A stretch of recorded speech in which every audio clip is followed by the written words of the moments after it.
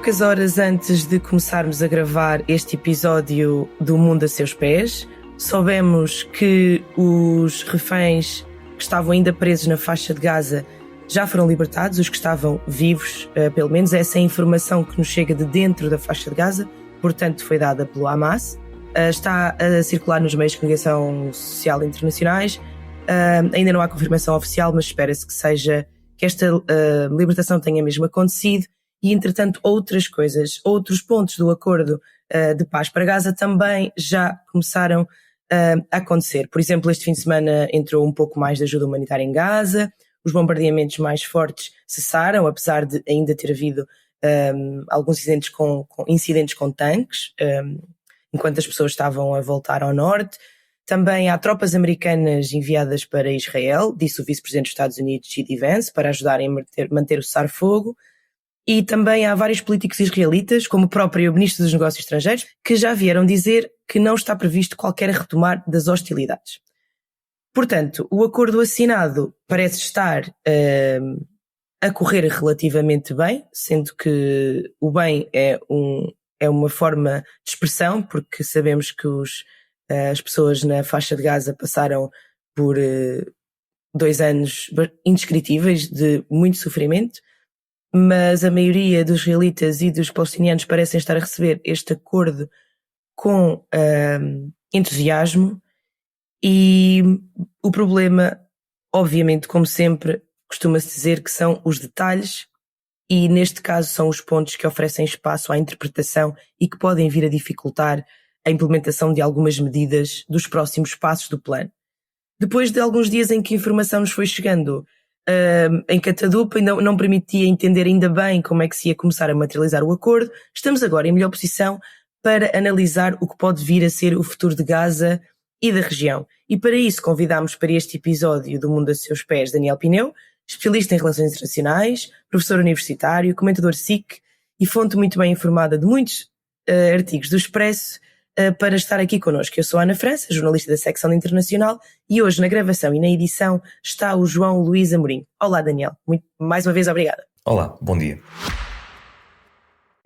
O Expresso tem uma nova subscrição que lhe dá acesso completo ao The New York Times, com atualidade, jogos, culinária e muito mais. E ainda aos conteúdos exclusivos da SIC Notícias, incluindo o Direto Vertical, a nova e inovadora emissão que se adapta ao seu smartphone. Subscreva em expresso.pt/digital. Expresso. Liberdade para pensar. Vou começar por te perguntar sobre o terreno. As tropas israelitas ainda não se retiraram de totalidade da faixa, não é suposto que façam de toda. No entanto, já começaram a recuar um pouco. Neste momento há muitas pessoas em movimento, é uma zona, continua volátil, é uma zona muito sensível. Ainda há pouco tempo, no sábado, creio eu, vimos vídeos de tiros de tanques e pessoas a fugir. Isto são ações que nós podemos considerar relativamente banais numa zona de guerra, ou estamos ainda dentro da janela possibilidade de um falhanço deste cessar-fogo? Bom, duas coisas. Primeiro, para as pessoas perceberem que a faixa de Gaza é relativamente pequena e muito densamente povoada. A faixa de Gaza tem mais ou menos o tamanho, é ligeiramente maior que o concelho de Sintra. É bastante pequena, tem mais ou menos 1/3 da área metropolitana de Lisboa. E isso significa, e há muita destruição e há muitas pessoas deslocadas. Depois temos que perceber que as tropas israelitas neste momento estão presentes em cerca de 55%, estavam presentes em cerca de 58% e agora vão se retirar, ou estão no processo de se retirarem, não foi completado, para retirar-se para 55% da faixa de Gaza, e vão ficar na última fase por tempo indefinido com pelo menos 40% da faixa de Gaza nas zonas limítrofes a Israel. Ou seja, a faixa de Gaza, que era muito pequena, vai ficar muito mais pequena por tempo indeterminado, e as tropas israelitas vão ficar presentes por tempo indeterminado.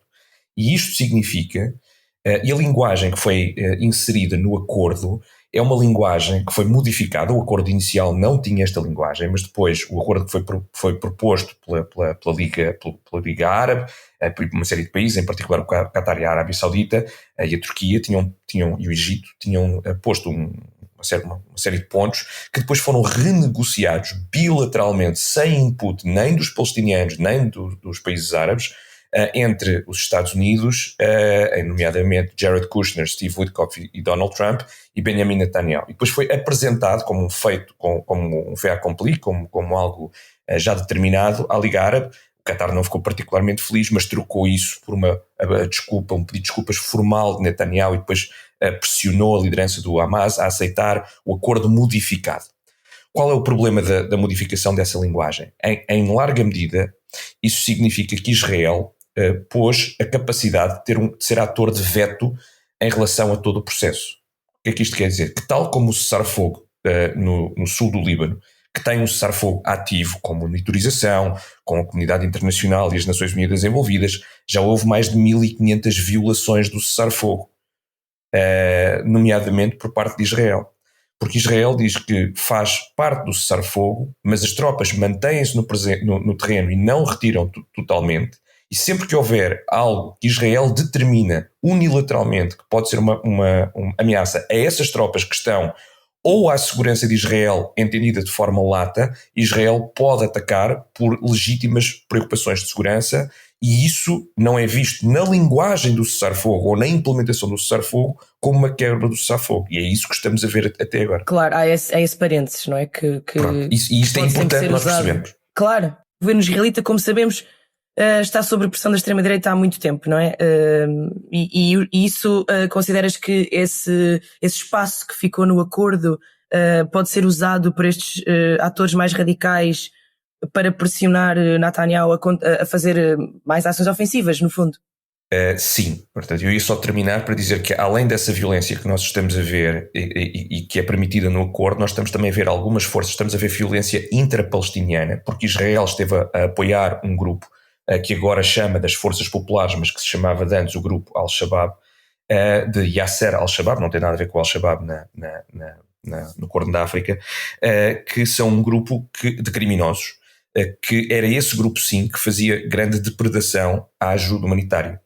Israel, como sabia que eles iam contra o Hamas e roubavam a ajuda humanitária do Hamas, tem estado a permitir-lhes que eles tenham zonas seguras, com escolas, com carros, com motas, que operem nessa região, que tenham armas. Eles têm neste momento entre 1.500 e 3.000 pessoas que têm acesso a comida, ao contrário dos outros palestinianos, e que inclusive lhes foi distribuído diretamente ajuda da Fundação Humanitária de Gaza.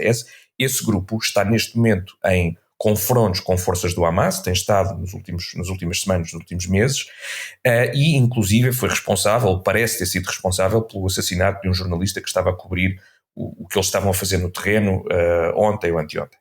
E, portanto, continua a haver violência intra-palestiniana porque estes grupos, Israel provavelmente agora vai se distanciar deste grupo, mas permitiu este grupo operar como uma proxy sua dentro do território para lutar contra o Hamas.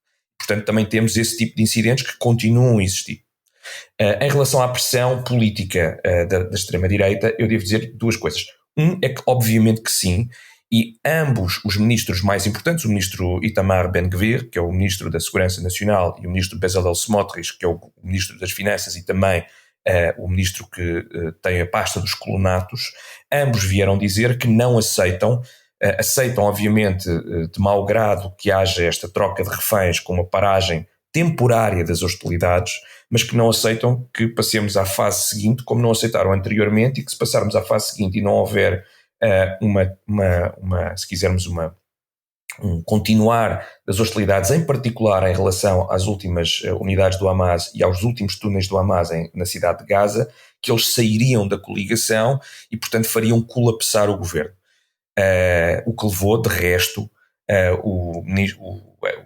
um dos líderes da oposição, Yair Lapid, do centro-direita, a dizer que ele próprio, como já fez anteriormente, ele apoiaria Netanyahu caso a coligação saísse, que é para dar algum espaço de manobra a Netanyahu. Acontece que o partido Likud de Netanyahu é ligeiramente menos radical, mas continua a ser um partido bastante radical nestas questões, e o seu ministro da Defesa, Israel Katz, que é do Likud, acabou de dizer, ou acabou de publicar, que estava, número um, que após esta fase e após a chegada dos reféns e a libertação dos prisioneiros, que se fosse as IDF diretamente, fosse em colaboração com qualquer força multinacional que entrasse no terreno, e ainda essa força ainda não foi formada nem entrou no terreno, que as IDF estavam a ser instruídas para continuar a sua missão de destruir os túneis do Hamas.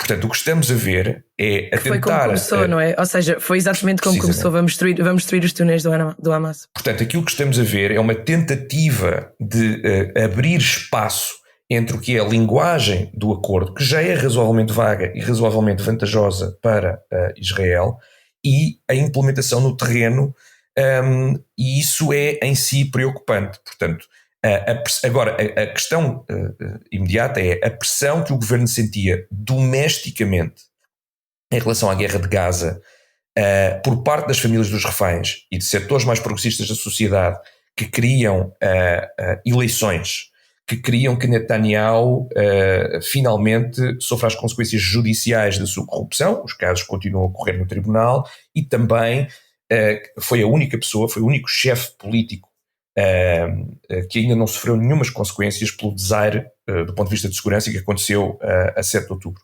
E, portanto, essa pressão vai-se modificar para ser mais suave, parece-me, o que vai deixar o governo apenas dependente da pressão que seja feita pela comunidade internacional, em particular os Estados Unidos. Portanto, o fundamental aqui é se os Estados Unidos vão fazer pressão ou não. Vão continuar. Era isso que eu te ia perguntar. Nós temos, obviamente, isto é um tema que podíamos estar aqui a discutir muitas horas. Muitas destas coisas já aconteceram, mas não foram... gostava de te ouvir brevemente sobre porque que consideras que, primeiro, Trump conseguiu algo que se calhar estaríamos à espera de um governo democrata, tendo completa consciência que Biden sempre foi um apoiante de Israel, não estou a pôr isso em causa, mas Trump também é. Portanto, porque é que Trump conseguiu pôr essa pressão em Netanyahu, e também se vai continuar ou se vai desinteressar, como sabemos que ele se desinteressa dos assuntos quando deixam de ter aquele cheirinho a transação em que ele pode ganhar qualquer coisa e vir dizer, não é? Agora conseguiu este acordo, não ganhou o Nobel, quem é que o pode pressionar? Os Estados Árabes, com quem ele mantém relações importantes comerciais? Como é que achas que ele vai continuar a manter esta pressão sobre Netanyahu, ou eventualmente Netanyahu vai voltar a fazer mais ou menos o que quer? Bom, eu acho que Netanyahu vai sempre tentar operar nesse espaço de manobra que ele vai criando e expandindo o mais possível. Aliás, palavras dele de 2010, depois de pedir a um jornalista para desligar a câmara quando falava com famílias israelitas, numa outra crise de segurança, em que ele dizia: sabem o que são os Estados Unidos são uma coisa que se consegue manipular ou mover facilmente. Eles fazem o que nós queremos que eles façam. Portanto, ele sempre se vendeu ao seu eleitorado como alguém que, mesmo com as pressões externas dos Estados Unidos bastante duras, conseguia mudar a agenda política dos Estados Unidos, seja por pressão eleitoral, seja por pressão social, seja por pressão política pessoal, com muita facilidade. Vimos isso a acontecer na administração Biden, em larga medida, em que mesmo a frustração expressa privadamente pela Casa Branca de Biden nunca se traduzia numa pressão real política. Devo dizer que, do ponto de vista de Trump, essa pressão manifestou-se não de forma aberta, ou seja, Trump podia obviamente ter feito muito mais pressão, tendo, por exemplo, dito: vou deixar de fazer o veto a favor de Israel, como historicamente os Estados Unidos têm feito no Conselho de Segurança, ou vou parar o envio de armas ofensivas, ou vou parar as transferências de dinheiro, que são bilhões de dólares por ano de ajuda militar para Israel.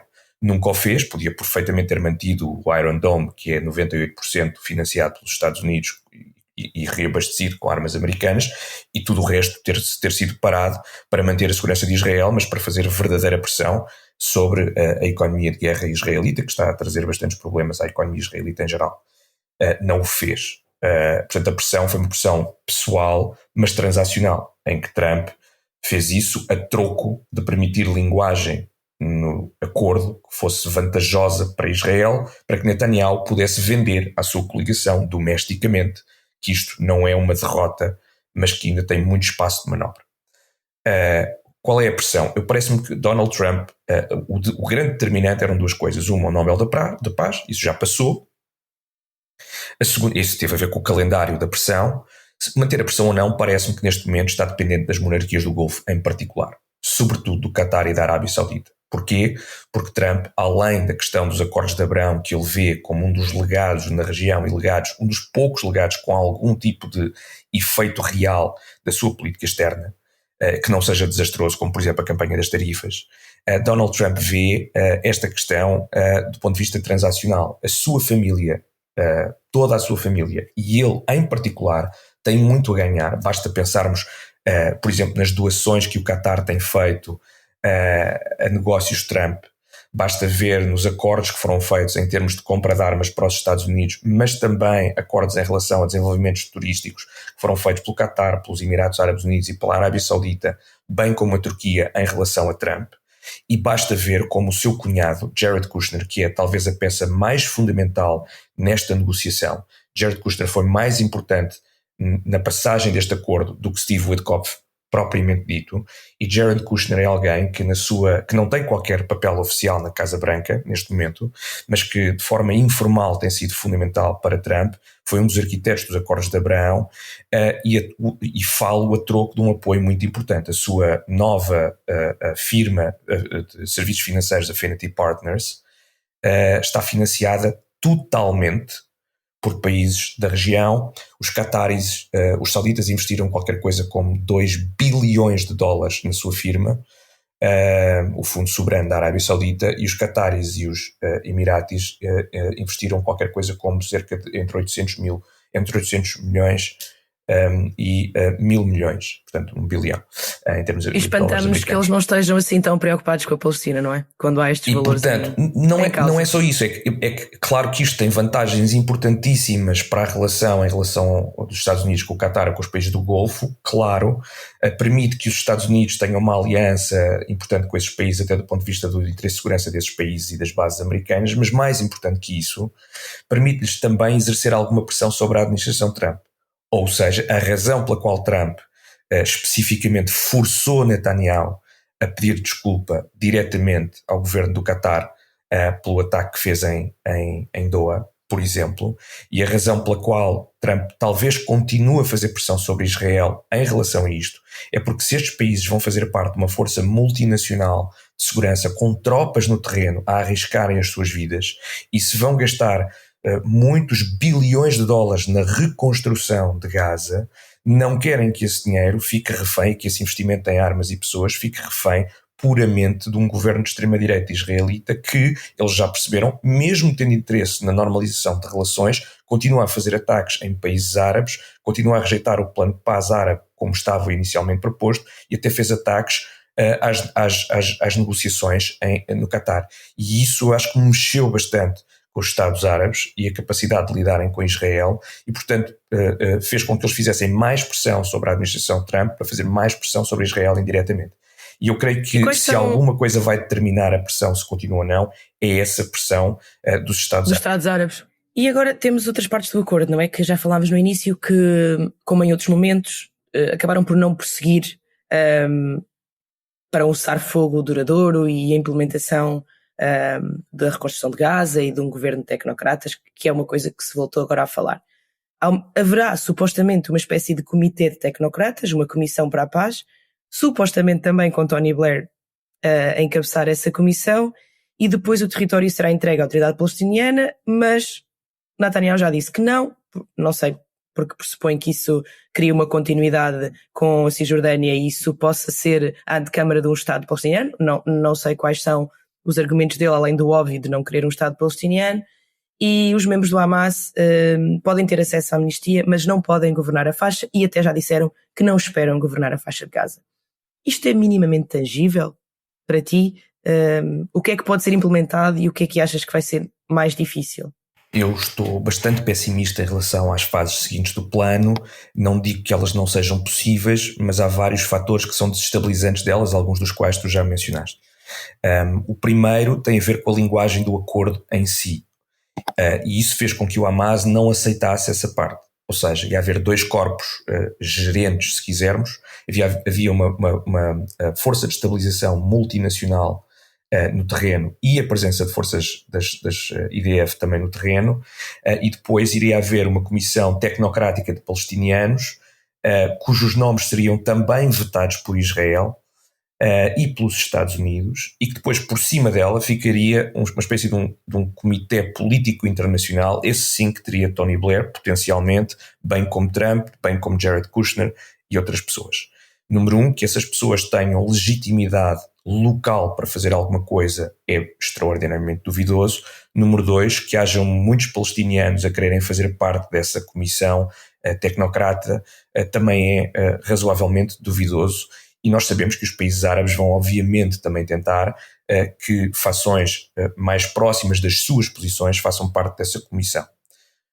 Segundo, o Hamas não disse que sim a nada disso. Só disse que sim a não estar diretamente envolvido no esquema de governação. Já tinha dito antes, nos últimos 3 acordos que estiveram na mesa e no último que foi aceito já no verão deste ano, e que se desarmaria, embora tenhamos aqui um problema, não sei se vamos falar, mas é que há uma cisão entre a ala militar do Hamas em Gaza e a ala política do Hamas, que está a fazer as negociações no Qatar, sendo que, como nós destruímos as estruturas de comando e controlo do Hamas, agora não podemos pedir que haja, lá está, comando e controlo do Hamas.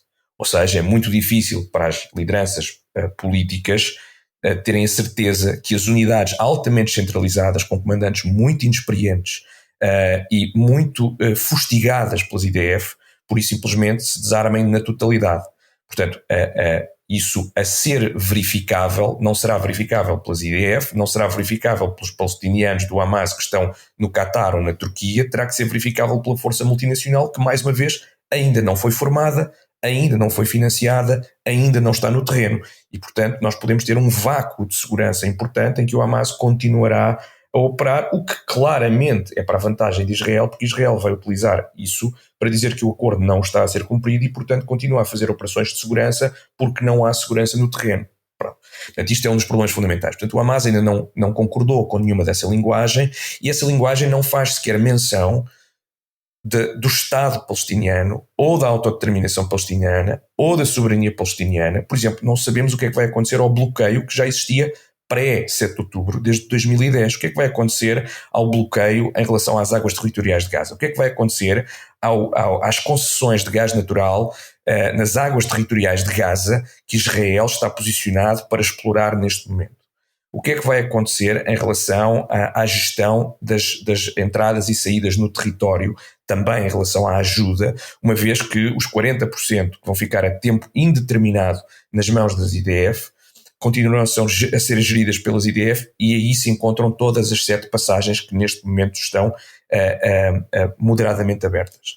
Neste momento, hoje, para a saída dos reféns, para a entrada dos prisioneiros libertados e também para a entrada de alguma ajuda humanitária que estava a ser parada. Portanto, tudo isto está por escrever, porque isso é a filosofia de Steve Witkoff, que isto é tal e qual como fazer acordos de construção em Nova Iorque. Primeiro levamos as pessoas a dizerem o sim, palavras dele, primeiro levamos as pessoas ao sim, depois vemos os detalhes. Claro que o que isto vai fazer é uma enorme instabilidade na segunda e terceira fases do acordo. E, portanto, pensemos apenas nisto. Uma força multinacional deste tipo levará, no mínimo dos mínimos, semanas a ser formada, financiada e levada para Gaza, sem nós termos sequer um mandato do Conselho de Segurança. Como, aliás, as Nações Unidas já vieram dizer, se tivermos essa força multinacional sem um mandato do Conselho de Segurança, aquilo que estamos a ter é uma ocupação por procuração também ilegal e não uma força multinacional de paz. E, portanto, parece-me que o que estamos a ver não é, se quisermos, fácil, porque isola os palestinianos de ter uma voz no processo negocial e mesmo a autoridade palestiniana, o seu papel está dependente de reformas a médio e longo prazo e não a curto prazo, nomeadamente a realização de eleições, que é objetivamente impossível, seja na faixa de Gaza por razões óbvias logísticas, seja na Cisjordânia, onde as campanhas de colonatos das forças israelitas, etc., tornam muito difícil, se não mesmo impossível, a realização de eleições livres e justas, e porque Israel introduziu novas condições nessa reforma, em que disse que a reforma institucional da autoridade palestiniana tem de passar também por ela deixar de criticar Israel nos mídias internacionais e deixar de batalhar legalmente nos tribunais internacionais contra Israel, porque isso faria parte da reforma, da suposta reforma. Em cima disso, Israel neste momento tem suspensos os financiamentos à autoridade palestiniana, que portanto não pode funcionar de forma real, ao mesmo tempo que reconhece as milícias dos colonos na Cisjordânia como milícias que fazem parte do Estado e que operam em conjunto com a polícia e os militares israelitas e, portanto, tornam quase impossível a pacificação entre o movimento de colonos e a autoridade. Portanto, põem a autoridade palestiniana num papel absolutamente impossível e com muito pouca legitimidade no terreno perante os palestinianos. E, portanto, isto significa, e isto sempre foi a tática de Netanyahu, que era... a autoridade palestiniana tem muito pouco financiamento e não tem legitimidade e só controla uma parte muito pequena das coisas na Cisjordânia, e o Hamas é visto como se quisermos, um benefício estratégico no sentido em que impede que haja uma unidade política palestiniana com quem se negocia. E, portanto, nós estamos a arrastar os palestinianos para um quadro muito semelhante ao quadro de Oslo, em que agora vamos negociar milhares de pequenos pormenores, sem ter, na verdade, nenhum benefícios tangíveis com uma timeline verificável para a autodeterminação, em que todos esses momentos nunca vão dar em nada, e se derem em alguma coisa, há sempre uma possibilidade de veto israelita sobre o processo. E, portanto, o que estamos a ver, nós hoje estamos objetivamente mais longe, apesar de tudo o que se passou, da ideia de um Estado palestiniano viável ou de uma liderança palestiniana. A única pessoa que poderia ter alguma chance de fazer isso, Marwan Barghouti, não foi libertado por Israel propositadamente, sendo que a sua libertação foi já pedida 3 vezes durante as últimas negociações. E, portanto, sim, isso é uma coisa muito significativa, não é? Porque estás a cortar a única liderança que as pessoas podiam respeitar, porque obviamente não há nem quase ninguém que seja respeitado na Cisjordânia, porque eles veem tudo como subcontratados da ocupação. E por um lado, isso existe, não é? Porque a corrupção é muito grande. Mas de qualquer forma ele não foi libertado, e isso é muito significativo. Ainda há pouco tempo estive com a Lucy Talguia aqui em Lisboa, a Presidente da Câmara de Belém, Vice-Presidente, e ela diz, não é? Não temos dinheiro para nada porque vem tudo, as taxas alfandegárias são cobradas por Israel e, portanto, não consigo dar o que os meus municípios precisam, nós não temos hipótese de dar. E é incrível quando tu acabas por perceber como é que isso funciona, não é? Ou seja, todo o dinheiro do que tu vendes não é para ti, é para um outro Estado ao teu lado. Se o que nós vendêssemos fosse para a Espanha. E é muito estranho, exatamente, não é? Que a Espanha se o IVA fosse, se o IVA, exatamente, fosse para a Espanha. Se o IVA fosse, exatamente. É impensável, não é? Ou seja, porque são os teus serviços e as tuas ruas e a tua água que tem que ser financiada. Depois, a questão não é apenas financeira, é que, por exemplo, o controle das fontes de água, que é feito de forma supostamente partilhada, todos os waterboards até hoje tiveram uma presença predominantemente israelita e aprovaram legislação que objetivamente põe um maior controle sobre os recursos hídricos na mão de Israel e dos colonados do que propriamente dos palestinianos.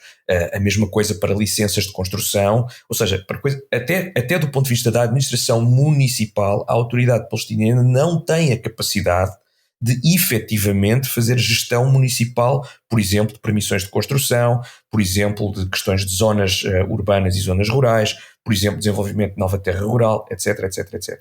E isto, devo dizer, isto é apenas, quer dizer, é gravíssimo, mas é apenas o entrave menor, porque a situação humanitária em Gaza, eu não sei se nós temos tempo para falar disso, mas os dados são absolutamente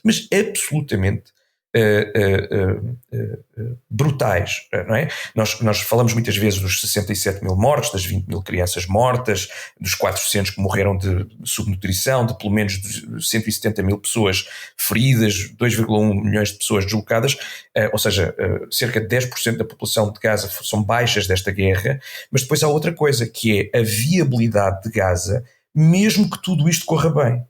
Portanto, a estratégia militar israelita foi, obviamente, abertamente de tornar, e é por isso que nós falamos de genocídio, todas as instituições, organizações internacionais maiores falam de genocídio, porque há o desenho de condições especificamente para impossibilitar a vida no território.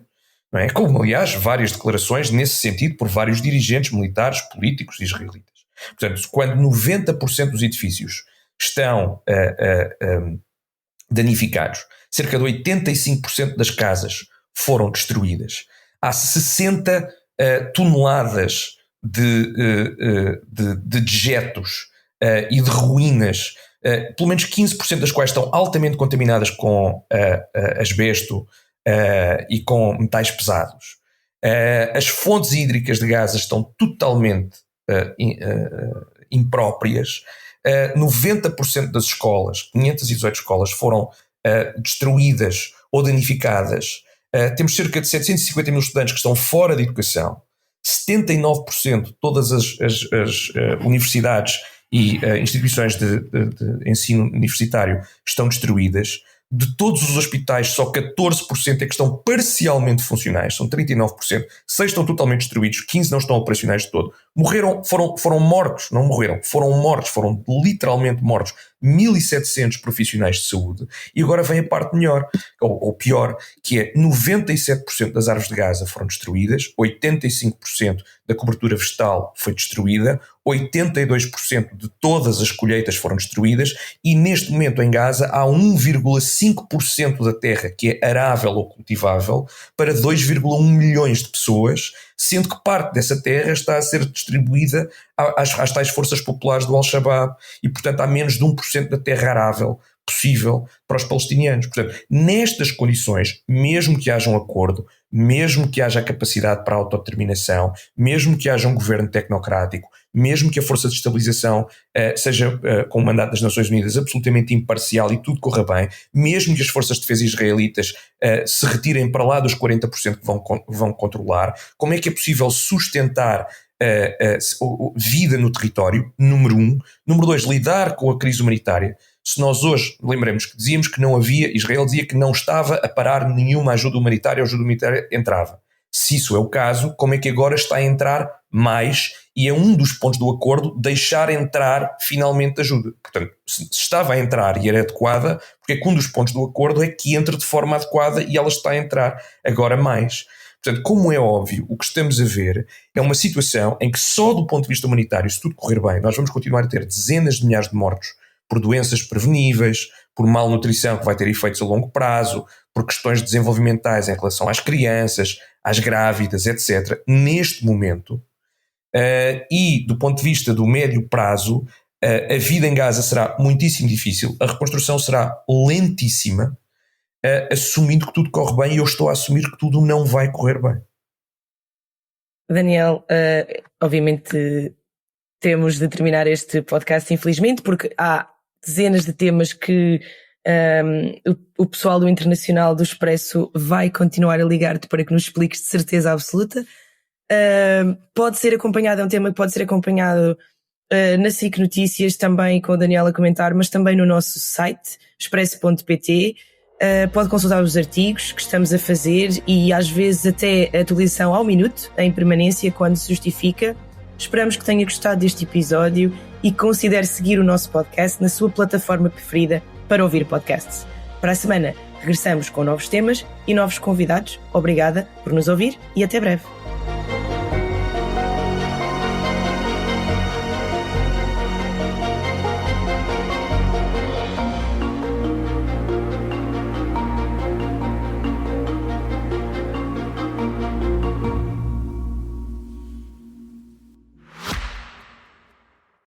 O Expresso tem uma nova subscrição que lhe dá acesso completo ao The New York Times, com atualidade, jogos, culinária e muito mais. E ainda aos conteúdos exclusivos da SIC Notícias, incluindo o Direto Vertical, a nova e inovadora emissão que se adapta ao seu smartphone. Subscreva em expresso.pt/digital. Expresso. Liberdade para pensar.